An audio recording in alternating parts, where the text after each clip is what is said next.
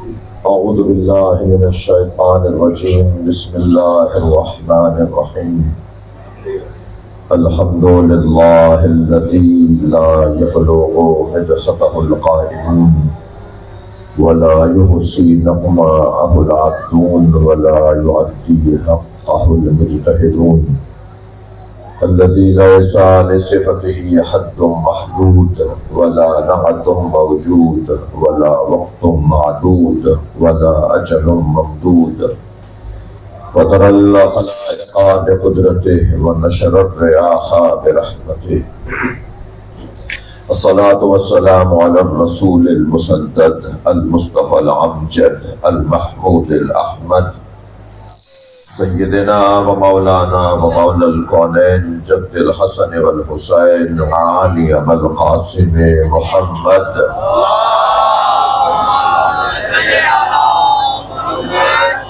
وآلہ الطیبین الطاہرین المعصومین الذین قال اللہ انما يريد اللہ لیذهب عنکم الرجس اہل البیت ویطہرکم تطہیرا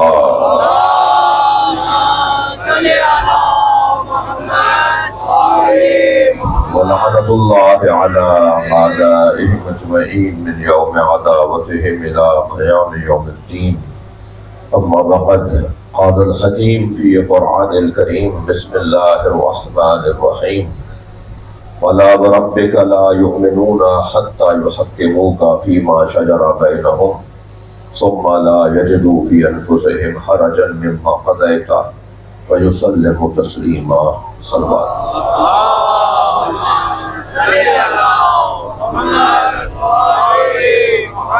اس سے بلند صلوات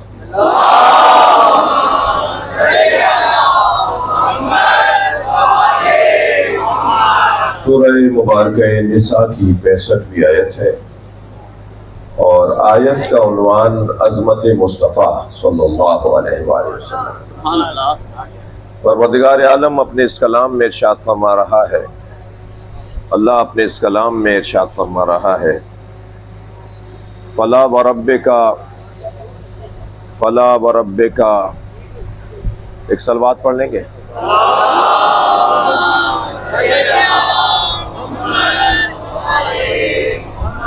ایک اور صلوات پڑھ لیجیے۔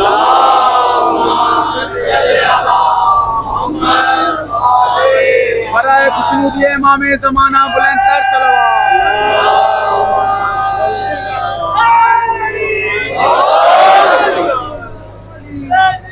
زندہ باد زندہ باد مردہ باد مردہ باد۔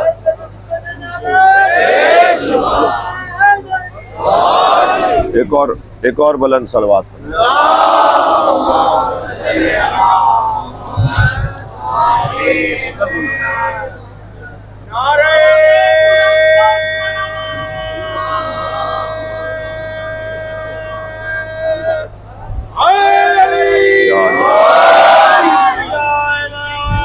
پر محمد والے محمد صلوات۔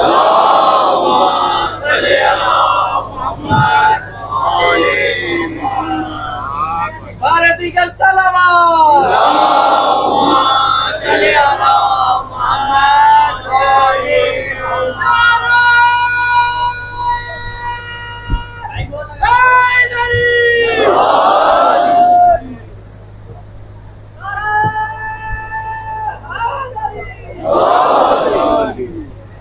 سورہ مبارکہ نساء کی 65ویں آیت ہے جو میں نے پڑھی ہے آپ کے سامنے۔ پروردگار عالم اپنے اس کلام میں ارشاد فرما رہا ہے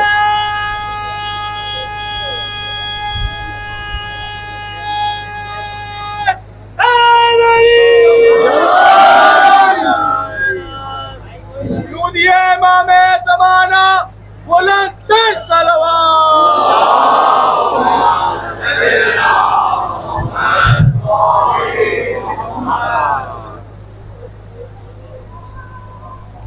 نعرہ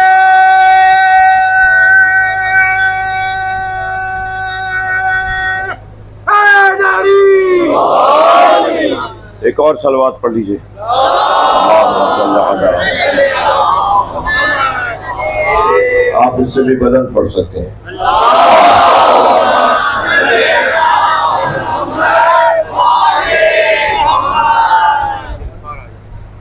یہ انسان کا بنایا ہوا ہے نا، اس لیے دھوکہ دے. ماشاءاللہ کتنا ماشاءاللہ. اس لیے کہا جاتا ہے کہ اپنے ہاتھ کا بناؤ، اپنے ہاتھ کا نہ بناؤ، اللہ کے بنائے ہوئے کو مان لو. صلوات پڑھ لیں محمد وآلہ.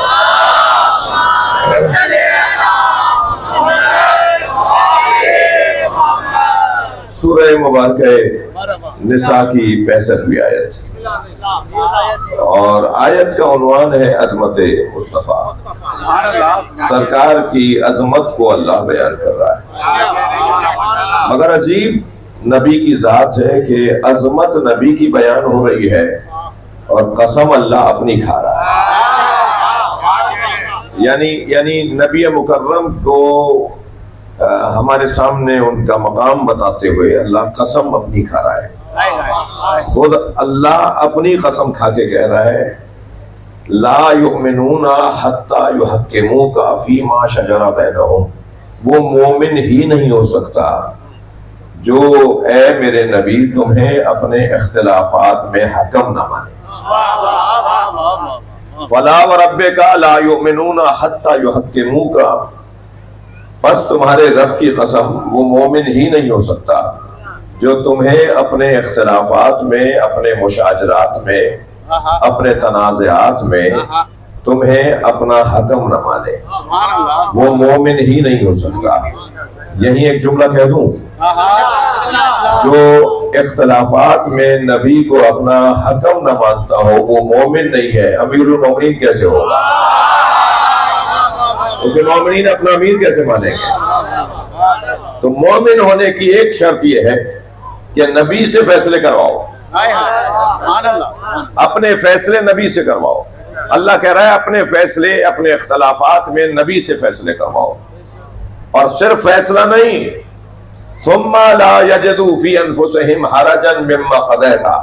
جب میرا نبی فیصلہ سنا دے تو پھر تردد نہ کرنا. میرے نبی کے فیصلے پر ان من مت بولنا. میرے نبی کے فیصلے پہ اگر مگر مت کہنا. میرا نبی جب فیصلہ سنا دے تو یہ نہ کہنا کہ یہ کیسے ہوگا اور وہ کیسے ہوگا. جو میرا نبی فیصلہ سنا دے اسے ایسے مانو جیسے ماننے کا حق ہے.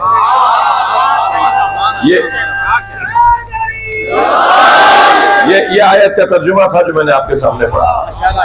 اب میری قسمت بہت اچھی ہے کہ میری اس مجلس کے اندر اکثریت جوانوں کی ہے، اور جوان سن و سال سے نہیں ہوتا، جوان سفید اور کالے بالوں سے نہیں ہوتا.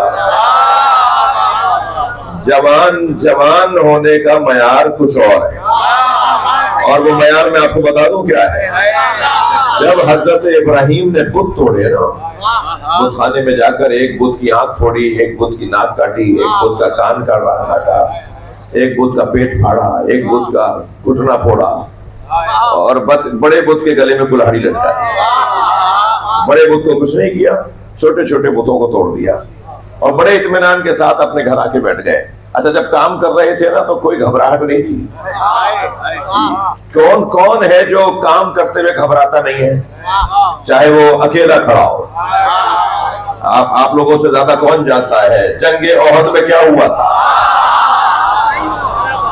وہ اکیلا کھڑا علی ایسے لڑ رہا تھا جیسے لشکر کے ساتھ بہت سے نہیں لڑتے.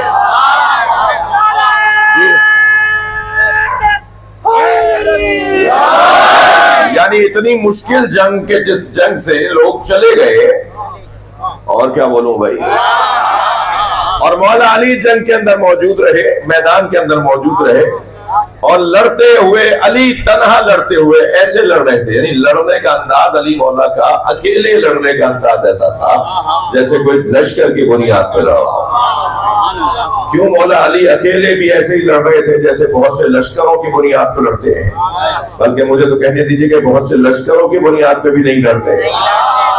علی مولا بغیر لشکر کے اکیلے اس لیے لڑ رہے تھے کہ جس کے سر پر اللہ کا نور ہو، جس کی پشت پر اللہ کی قدرت ہو، وہ اکیلا بھی ہو تو لشکر ہوتا ہے۔ حضرت ابراہیم نے بھی بڑے اطمینان کے ساتھ بت توڑے، اور جب سارے بت توڑ دیے تو بڑے اطمینان کے ساتھ بتوں کو توڑ کے گھر آ کے بیٹھ گئے۔ اب یہ لوگ تو گئے ہوئے تھے، پورا شہر خالی تھا اس دن، یہ تہوار منانے کے لیے، رسمیں منانے کے لیے، اپنی مذہبی رسومات کی ادائیگی کے لیے میدان میں گئے ہوئے تھے، صحرا میں گئے ہوئے تھے۔ جب یہ واپس آئے اور بت خانے میں جا گئے یہ پوجا کرنے کے لیے، تو انہوں نے کیا دیکھا کہ بتوں کا حال یہ ہے۔ تو سب نے ایک زبان ہو کر کہا، میرے بچوں، جس وقت حضرت ابراہیم نے بت توڑے تھے نا، اس وقت حضرت ابراہیم کی عمر 95 سال تھی، یعنی ضعیف العمر، 95 سال عمر ان کی 95 سال تھی۔ اور جب یہ لوگ آئے اور انہوں نے کام دیکھا کہ کام کیسا ہے، تو دیکھا نہیں تھا انہوں نے کہ کس نے توڑے، مگر انہوں نے عجیب جملہ کہا، فتن یقال لہ ابراہیم، یہ ایک اس جوان کا کام ہے جسے ابراہیم کہتے ہیں۔ معلوم یہ ہوا جوانی کا تعلق سفید بالوں اور کالے بالوں سے نہیں ہے، جوانی کا تعلق اعصاب کی مضبوطی سے۔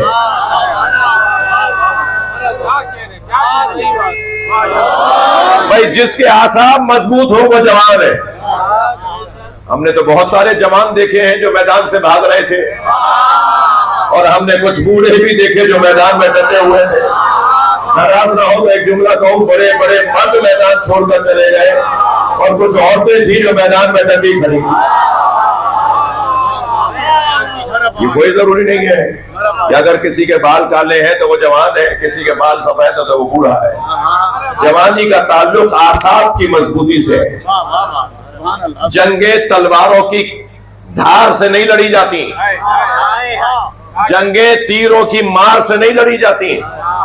جی بہت بڑی تعداد میں، اول تو ملنا مشکل ہے، لیکن کچھ دیر کو میں مان لیتا ہوں کہ کچھ تعداد میں لوگ آپ کو ایسے مل جائیں گے جن کی تلواریں بڑی اچھی چلتی تھی، جن کی تلواریں بڑی اچھی چلتی تھی، مگر جنگیں تلواروں کی بنیاد پہ نہیں لڑی جاتی ہے، اس لیے کہ ہم اس مجاہد کو مانتے ہیں جو بغیر تلوار کے بھی لڑتا ہے۔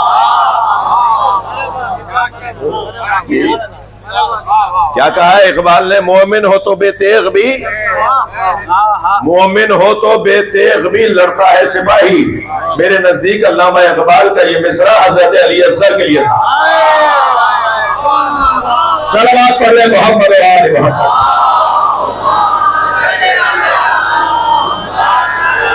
بھائی بہت بڑا مجمع ہو گیا، آخر تک لوگ ہیں، بلند صلوات نبی کے ساتھ ہیں۔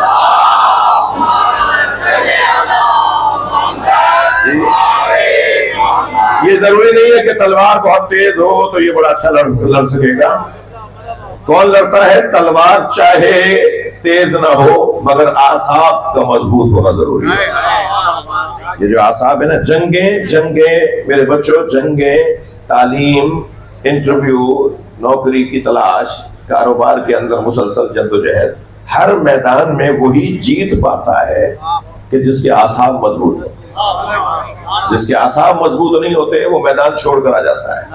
کوئی سا بھی میدان ہو، وہ تلوار کا میدان ہو، وہ قلم کا میدان ہو، وہ نوکری کا میدان ہو، وہ کاروبار کا میدان ہو، وہ زمینداری کا میدان ہو، کوئی ایسا میدان نہیں ہے جو بغیر اعصاب کے جیتا جاتا ہو۔ ہاں اگر اعصاب کمزور ہے نا تو یہ سامنے والے پہ تلوار نہیں چلائے گا، اپنے اوپر مار لے گا۔ تو کیا فائدہ ہوا اس انسان کا جس کے ہاتھ میں تلوار بڑی اچھی ہے؟ تلوار نہیں، اعصاب کی مضبوطی۔ جب کسی نے مولا علی سے پوچھا کہ جب آپ کا دشمن آپ کے سامنے آتا ہے تو آپ کو کیسا لگتا ہے؟ حضرت نے فرمایا مجھے اس پہ رحم آتا ہے، اس لیے کہ وہ مجھے دیکھ کر گھبرا رہا ہوتا ہے، اور جو علی کو دیکھ کر گھبرا رہا ہو وہ مجبور ہے، اور مجبور پر علی ہاتھ ہی نہیں اٹھاتا۔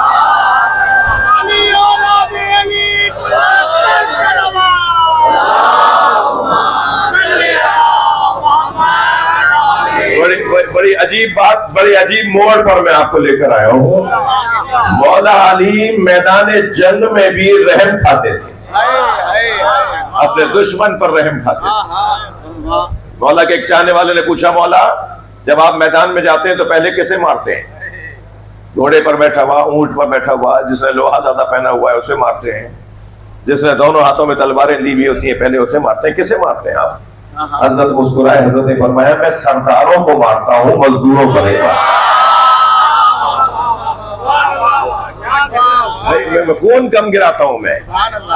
جب میں بڑے بڑے 4 لوگوں کو مار دوں گا باقی سب بھاگ جائیں گے. جب ان کے سردار ان کے بڑے قبیلوں کے بڑے ہی مر جائیں گے تو پھر وہ قبیلہ کیوں رکے گا؟ تو 4 آدمیوں کو مار دوں 4000 خود ہی چلے جائیں گے. یہ فارمولہ علی کا دیا ہوا ہے. معاشرے میں اگر اصلاح کرنی ہے تو چند ہی لوگوں کو ٹھیک کر دو. غور کر رہے ہیں آپ حضرات؟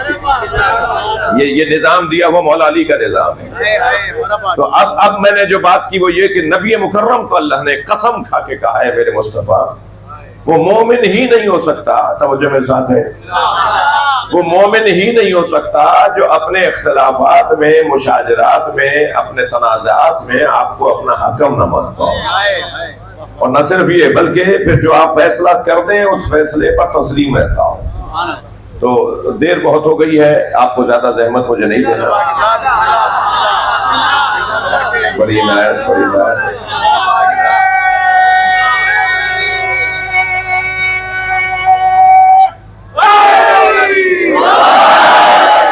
آخر تک لوگ مجھے دیکھ رہے ہیں میں انہیں کچھ دیکھ رہا ہوں. اگر آخر سے ایک نعرے کی آواز آئے تو زیادہ اچھا لگے گا. بالکل آخر سے.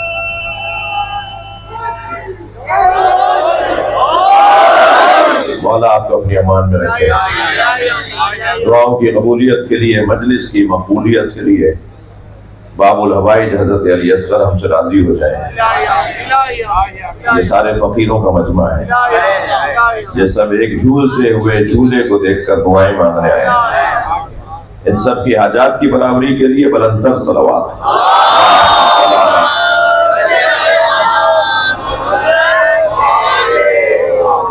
بات آگے بڑھے. موضوع بہت روشن ہے آپ کے سامنے. آپ سننا چاہ رہے ہیں تو مجھے بھی کوئی جلدی نہیں ہے.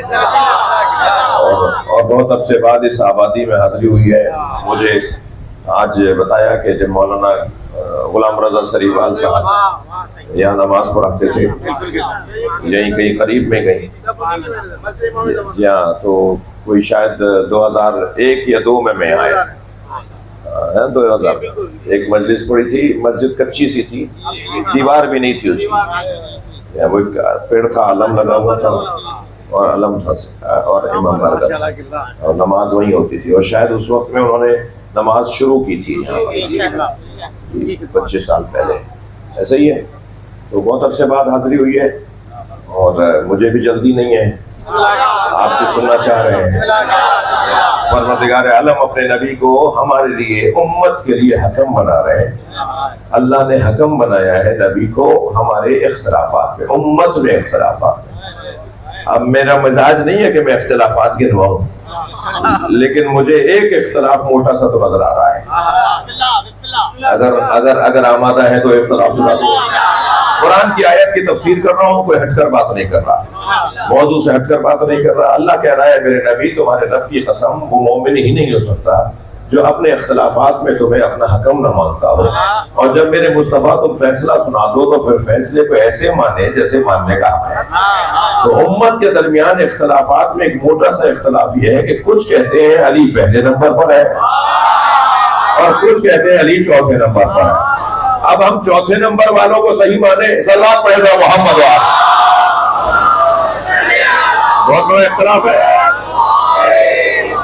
بہت بڑا اختلاف ہے. کچھ کہتے ہیں علی پہلے نمبر پر ہے علی خلیفۃ بلا فصل ہے اور کچھ کہتے ہیں کہ نہیں علی چوتھے نمبر پر ہے. اب اس موٹے سے اختلاف کو کیسے حل کریں؟ یا رسول اللہ آپ مسئلے کا حل پیش کریں. آپ جو کہیں گے ہم مان لیں گے. یہ سارا سنی شیعہ مجمع آپ کو آخری نبی مانتا ہے. آپ کو اپنا حکم مانتا ہے. جو فیصلہ آپ کر دیں گے وہ ہم مان لیں گے. تو اگر میں سرکار کی بارگاہ میں ہاتھ جوڑ کر کہوں یا رسول اللہ علی پہلے نمبر پر ہے علی چوتھے نمبر پر تو رسول اللہ کی آواز آئے گی کہ میں نے تو اپنی رسالت کے اعلان سے پہلے علی کی ولایت کا اعلان کیا. عجیب بات ہے. دعوت ذوالعشیرہ میں تھک کے نہیں سنیں گے آپ. دعوت ذوالعشیرہ میں سرکار دو جہاں نے فرمایا ایکم یبادرنی الی ھذا الامر. میں ایک اعلان کرنے والا ہوں جس اعلان کے بعد تہلکہ مچے گا شور مچے گا ہنگامے مچیں گے لوگوں کے احساسات مجروح ہوں گے لوگوں کی عادتیں ٹوٹیں گی، لوگوں کے مزاج کے خلاف ماحول جائے گا، لوگوں کی عادتوں کے خلاف ماحول بڑھے گا، لوگ بہت پریشان ہوتے نظر آئیں گے، کام میرا بڑا سخت ہے، ایوکم یبادرونی علی ھذا الامر، اس مشکل کام میں میرا کون ساتھ دے گا؟ 10 سالہ علی کھڑے ہو گئے اور کہا انا یا رسول اللہ، میں مولا کی بارگاہ میں ہاتھ جوڑ کر کہوں ابھی تو رسول اللہ نے رسول اللہ ہونے کا اعلان ہی نہیں کیا، لہذا خبردار مولا علی کو گنتیوں میں نہ لانا کہ علی کون سے نمبر پر ایمان لے کر آئے، جی علی کون سے نمبر پر ایمان لے کر آئے؟ آپ نے آج تک آپ نے اسلام کا قبول کیا؟ آپ نے اسلام قبول کب کیا؟ آپ بتاؤ میرے بچے تم نے اسلام قبول کب کیا؟ آپ کا جواب آئے گا ہم مسلمان پیدا ہوئے ہیں۔ جو مسلمان پیدا ہوتا ہے اس کی تو بحث ہی نہیں ہوتی کہ اسلام کب قبول کیا۔ ہم جس گھرانے کو اپنا رہنما مانتے ہیں نا، ہم جس گھرانے کو اپنا رہنما مانتے ہیں وہ علی یہ کہتے ہوئے نظر آ رہے ہیں وَسَبَقْتُهُمْ إِلَى الْإِسْلَامِ دُرًّا، تم میں سے کسی کا پتہ نہیں تھا اور میں اسلام کا محافظ تھا۔ خط کر نہیں سنے، میں فضائل پڑھ رہا ہوں، تم میں سے کسی کا پتہ نہیں تھا اور میں اسلام کا محافظ تھا۔ دوسرا مصرع سناؤں مولا علی کا، مولا فرماتے وَمُقِرًّا بِالنَّبُوَّةِ بَطْنَ أُمِّي، میں نے ماں کے شکم میں نبی کا کلمہ پڑھا ہے۔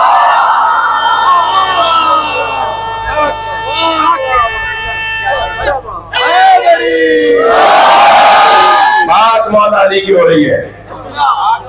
امت کے درمیان ایک اختلاف یہ ہے کہ علی چوتھے ہیں یا علی پہلے۔ اس سے زیادہ اور پیار سے، محبت سے، مہذب انداز سے کیا بات ہوگی؟ یہ ایشو ہے یا نہیں ہے؟ جب یہ ایشو ہے تو سرکار سے پوچھ لیتے ہیں کہ یا رسول اللہ کیا مسئلہ ہے؟ تو عزیزان گرامی، مجھے تو بعض لوگوں پہ تعجب ہے، یعنی جو یہ مانتے ہیں کہ علی آخرت میں پہلے نمبر پر ہے، نہ ان کے بچوں کے بغیر کوئی جنت میں جائے گا، نہ ان کی زوجہ کی مرضی کے بغیر کوئی جنت میں جائے گا، تھک رہے ہیں آپ میری باتوں سے، نہ علی کی تحریر کے بغیر کوئی پورے صراط سے گزرے گا، علی جب تک علم لے کر نہیں آئیں گے کوئی امتی باہر نہیں آئے گا۔ میرے مولا نبی نے فرمایا علی محشر میں میرے آگے چلیں گے، میں علی کے پیچھے چلوں گا۔ صحابی محترم نے کہا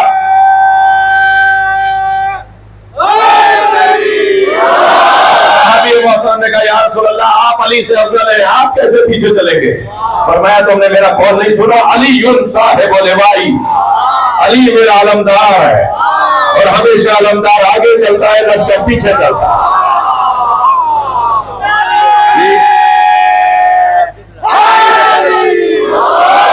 اللہ اکبر، علی کے بغیر محشر نہیں سجے گا۔ علی جس کو مسکرا کے دیکھ لے وہ جنتی ہو جائے، علی جس کو لکھ کر دیکھے وہ جنت میں چلا جائے۔ سنی شیعہ نے یہ حدیثیں لکھی ہیں کہ وہ شخص جنت کی خوشبو نہیں سونگے گا جس کے پاس علی کی لکھی بھی تحریر نہیں ہو۔ آخرت میں ہے ہی علی کا جلوہ۔ اگر آمادہ ہے تو اور دلیل دے دوں۔ قرآن مجید میں ایک آیت ہے، آیت یہ کہہ رہی ہے لا یتکلمون الا من اذن لہ الرحمن، قیامت میں کوئی نہیں بولے گا مگر یہ کہ جسے رحمان بولنے کی اجازت دے گا۔ محشر میں سب کو چپ لگ جائے گی مگر جسے اللہ کہے گا بولو وہی بولے گا۔ الا من اذن لہ الرحمن، وہ کون ہے جو جسے رحمان اجازت دے گا؟ آواز آئے گی لمن الملک اليوم، محشر میں آواز آئے گی آج کس کا دن ہے؟ جواب آئے گا للہ الواحد القہار، آج واحد قہار کی حکومت ہے۔ خود پوچھے گا خود جواب دے گا۔ بڑی عنایت، بڑے محبت، اللہ قیامت میں خود پوچھے گا آج کس کی حکومت ہے اور خود ہی جواب دے دے گا۔ پوچھے گا اللہ، جواب علی دے گا۔ وہ کون ہے؟ وہ کون ہے جس کے لیے قرآن یہ کہتا ہوا نظر آتا ہے اذا زلزلت الارض زلزالها واخرجت الارض اثقالها وقال الانسان ما لها جب زمین جھٹکے کھائے گی, زمین کے اندر کے دفینے باہر نکلیں گے, تو ایک انسان زمین سے کہے گا تجھے کیا ہو گیا. وہ انسان کون ہے؟ وہ اللہ نہیں ہے, انسان ہے. وقال الانسان ما لہا, ایک انسان زمین سے کہے گا تجھے کیا ہو گیا.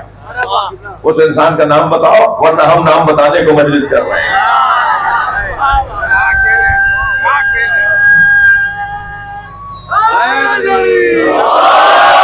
وہ کون ہے جس کی محشر میں حاکمیت ہوگی, جس کا محشر میں جلوہ ہوگا.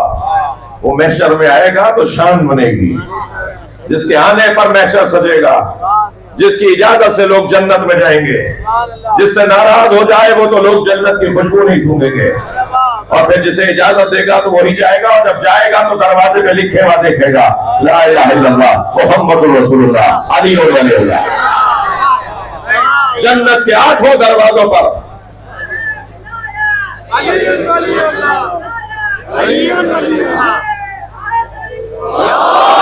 جنت کے 8 دروازوں پر علی ولی اللہ تک کلمہ لکھا.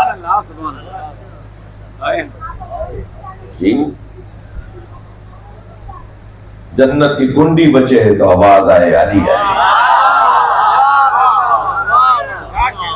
حدیث سنا دوں آپ کو, ان لباب الجنہ حلقۃ من یاقوتۃ حمراء, جنت کے دروازے پہ سرخ رنگ کے یاقوت کی کنڈی لٹکی ہوئی علی صفاح الذہب, جو سونے کی تختی پہ جا کے رکھتی ہے, جو سونے کی تختی پہ جا کے وہ کنڈی بجتی ہے. اذا دقت الحلقہ طنت وقالت یا علی یا علی.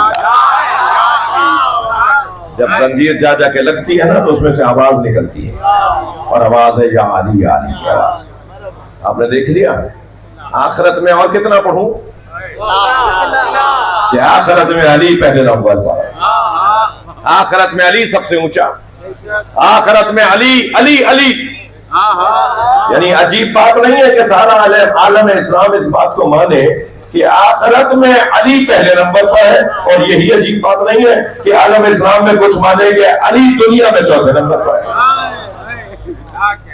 جو آخرت میں پہلے نمبر پر ہے مان لو دنیا میں اسی کو پہلے نمبر پر. سبحان اللہ, سبحان اللہ. خفا ہو رہے ہیں. نبی سے پوچھ لیتے ہیں, نبی سے پوچھ لیتے ہیں کہ یا رسول اللہ آپ فیصلہ کر دیجئے.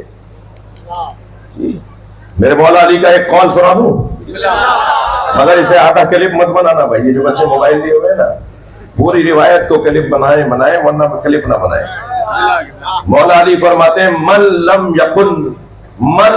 یقل انی رابع الخلفاء فعلیہ لعنت اللہ. کلپ مت بنانا آدھا, خدا کے واسطے میری اجازت نہیں ہے, جائز ہی نہیں ہے آدھا کلپ بنانا. مولا علی فرماتے ہیں جو مجھے چوتھا خلیفہ نہیں مانتا اس پہ اللہ کی لعنت ہے. آدھا کلپ مت بنانا, یہاں تک نہیں بنانا, پوری بات سن کے بنانا. مولا علی فرما رہے ہیں کہ جو من لم یقل, جو نہیں کہتا انی رابع الخلفاء کہ میں چوتھا خلیفہ ہوں, فعلیہ لعنت اللہ, اس پہ اللہ کی لعنت ہے.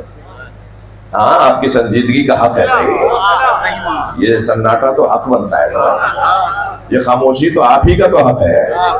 یہی تو بتا رہا ہے کہ آپ پہلا مانتے ہیں, آپ کی خاموشی داد ہے. آپ کا یہ سناٹا, آپ کی یہ خاموشی, یہ چہرے کے اوپر ایک مرتبہ عجیب سی کیفیت, یہ خاموشی داد ہے. یہ اس سے اچھا نعرہ ہوتا ہی نہیں ہے. صلوات پڑھ لو محمد و آل محمد. مجھ طالب علم سے اگر کوئی پوچھے کہ مولانا یہ بتائیے سرکار دو جہاں نے 63 برس کی زندگی میں کیا سمجھایا, تو میں طالب علم تو یہی کہوں گا کہ سرکار نے 63 برس کی زندگی میں 2 ہی چیزیں سمجھائی ہیں, یا اللہ سمجھایا یا علی.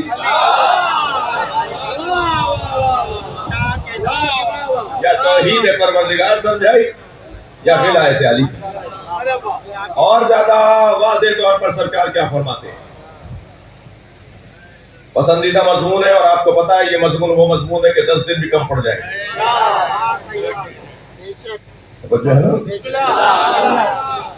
ایک شخص نبی کی رحلت کے بعد آیا, اور دور تھا پہلی حکومت کا, اور آ کے اس نے کہا کہ مجھے رسول اللہ نے فلاں سفر میں اپنے ہمراہ رکھا، میں نے اپنے سامان میں سے، اپنی چیزوں میں سے سرکار کو کھجور پیش کی.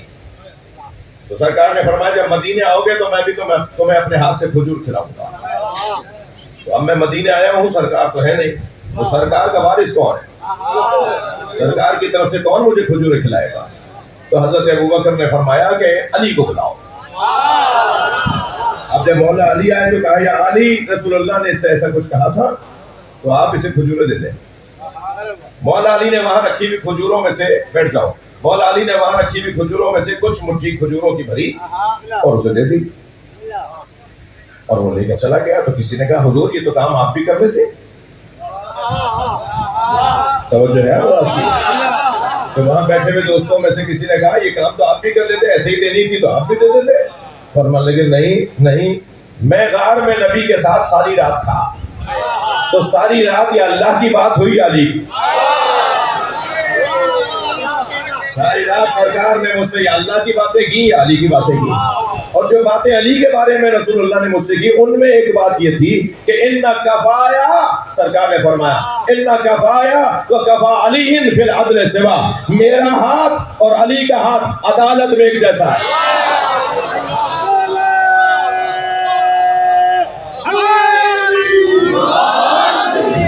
ایسے مل کے کنارہ لگا.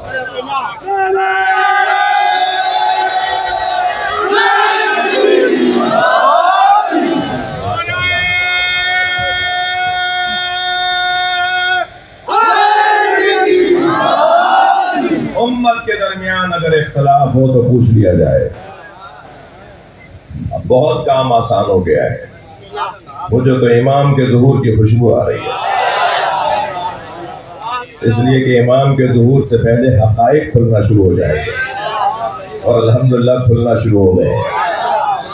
اب وہ ساری بحثیں جو 20 سال پہلے کہتے تھے نا یہ شیعہ بولتا ہے، اب یہ آواز آتی ہے یہ ہم بولتے ہیں. الحمدللہ یہ آپ کی مجلس، یہ آپ کا ماتم، یہ آپ کے کالے کپڑے، یہ علم، یہ تابوت، یہ جھولا، یہ ذوالجنہ، بولنے دیجئے لوگوں کو کہ یہ کیا ہے اور وہ کیا ہے. اس پورے کام نے اذان کا کام کیا ہے. تھک رہے ہیں آپ میری باتوں سے. اس مولا کی عزاداری نے، اس ماتم نے، اس نوحہ خانی نے، اس علم لگانے نے، اس عزاداری نے علم کا اذان کا کام کیا ہے. اذان کا کام آپ بہت عرصے سے کر رہے ہیں اور کرتے رہیے گا. صفیں لگنا شروع ہو گئی ہیں، صفیں بندنا شروع ہو گئی ہیں، اور بس صفیں بندنے کی دیر ہے کہ امام جماعت بھی آنے والا ہے.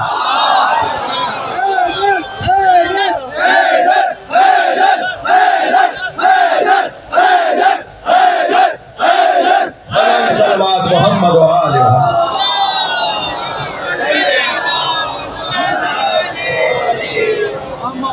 جی حضرت آنے والے ہیں، کسی بھی وقت آواز آ جائے گی، تیاری رکھو. میں آپ کے لیے، آپ میرے لیے دعا کریں کہ ہم تیار رہیں. آنے والا کسی بھی وقت آواز دے دے گا. لبیک یا حسین، لبیک یا حسین، لبیک یا حسین، لبیک یا حسین. نعرہ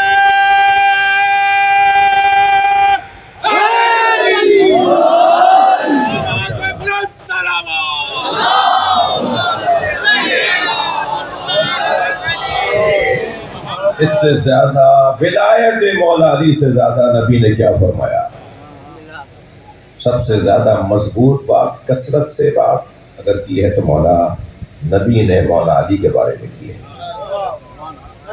فضل علی کا فضل شہر رمضان علی سائر الشہور. فرمانے علی کی فضیلت امت میں ایسی ہے جیسے تمام مہینوں میں ماہ رمضان کی فضیلت. فضل علی علی هذه الامہ کا فضل شہر رمضان علی سائر الشہور. فضل علی علی هذه الامہ کا فضل لیلۃ القدر علی سائر اللیالی. علی کی فضیلت اس امت میں ایسی ہے جیسے ساری راتوں میں شب قدر کو فضل.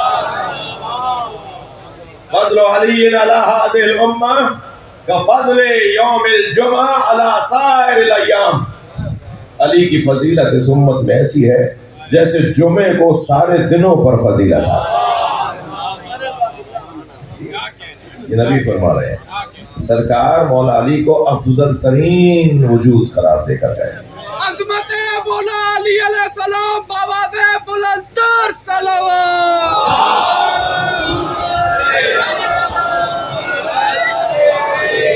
اور اللہ نے دونوں ہستیوں کی حقیقت کو ایک ہی رکھا ہے۔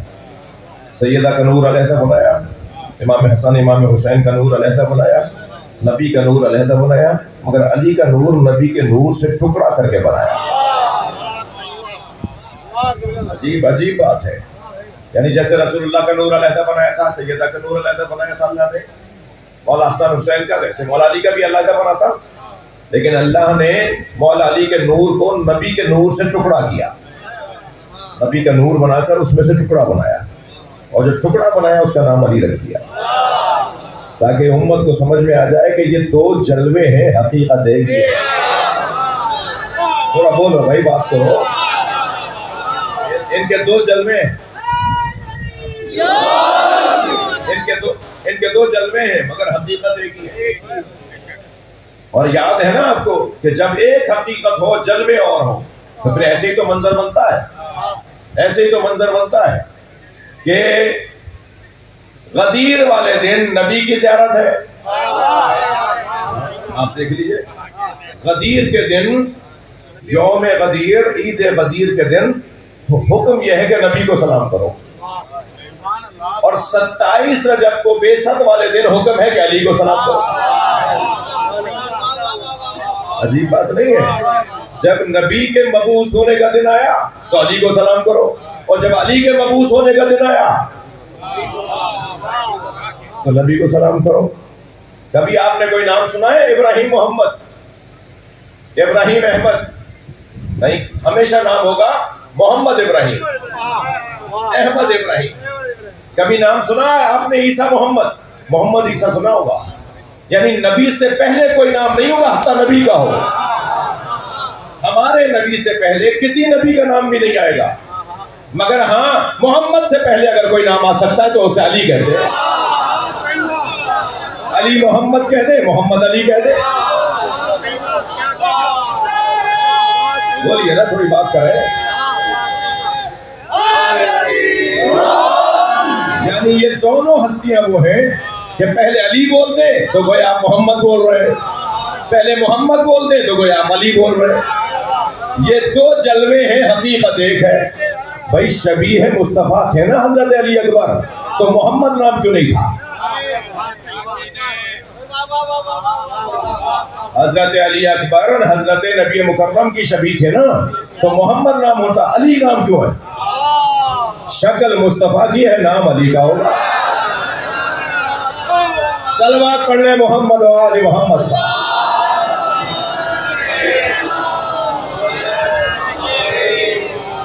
ایک حقیقت کے دو جلوے ہیں۔ ہاں، مولا علی کا اگر مقایسہ ہوگا نا تو بھائی وہ نبیوں سے ہوگا۔ مولا علی کا مقام عظمت، مقام فضیلت نبیوں کے ساتھ مقایسہ ہوگا۔ اور میں نہیں کہہ رہا، یہ سرکار فرما رہے ہیں، من ارادہ ان ينظر الى آدم فی علمہ، جو چاہتا ہے کہ حضرت آدم کو دیکھے کہ ان کا مقام علم کیا تھا۔ تھک کر نہیں سنے، میں آخری آپ سے اجازت لی تھی کہ میں بولوں، پڑھوں، آپ نے خود ہی کہا تھا پڑھو، تو پھر آخر تک ایسا ہی حوصلہ رہے ایک جیسا۔ من ارادہ ان ينظر الى آدم فی علمہ وَإِلَى نُوحَ فِي حِلْمِهِ وَإِلَى إِبْرَاهِيمَ فِي خُلَتِهِ وَإِلَى عِيسَى فِي زُهْدِهِ وَإِلَى يُوسُفَ فِي جَمَالِهِ فَلْيَنظُرْ إِلَى عَلِيِّ بْنِ أَبِي طَالِبٍ۔ جو آدم کو دیکھنا چاہے، جو نوح کو دیکھنا چاہے، جو ابراہیم کو دیکھنا چاہے، جو موسیٰ کو دیکھنا چاہے، جو عیسیٰ کو دیکھنا چاہے، جو یوسف کا جمال دیکھنا چاہے، وہ ایک علی کو دیکھ لے۔ بھائی مولیوں کا مجمع ہے، سننے کے لیے آئے ہیں آپ۔ تمام نبیوں کے کمالات کو ایک جگہ کیا جائے تو علی بنتا ہے۔